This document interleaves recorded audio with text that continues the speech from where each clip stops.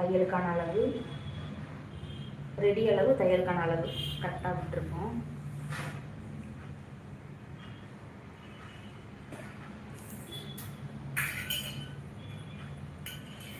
இப்போ இந்த ஆம்கோல் வளைவு, கழுத்து வளைவு வந்து போட்டுக்கலாம். ஆம்கோல் வளைவுக்கு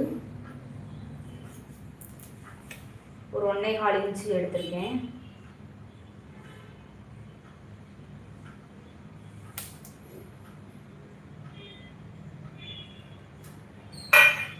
அது சரியாகல, நான் கையிலே போட்டுக்கிறேன்.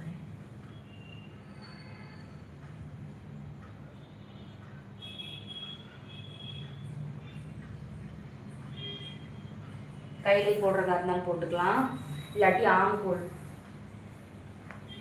ஸ்கேல் விற்கிது, ஸ்கேல் வச்சு போட்டுக்கலாம்.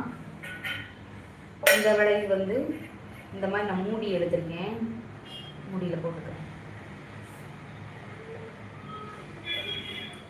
போட் நெக் வந்து கொஞ்சம் இறக்கமாக வேணும், இந்த மாதிரி போட் மாதிரி வராமல் ரவுண்டாக வேணும் அப்படின்னா நம்ம அந்த ஒரு 1/2 இன்ச்சு மட்டும் மார்க் பண்ணிட்டு அந்த இதில் வளைவு கொடுத்துக்கலாம்.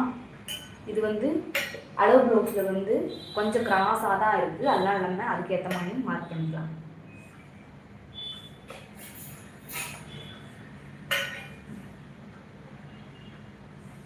அவ்வளோதான், மார்க் பண்ணியாச்சு.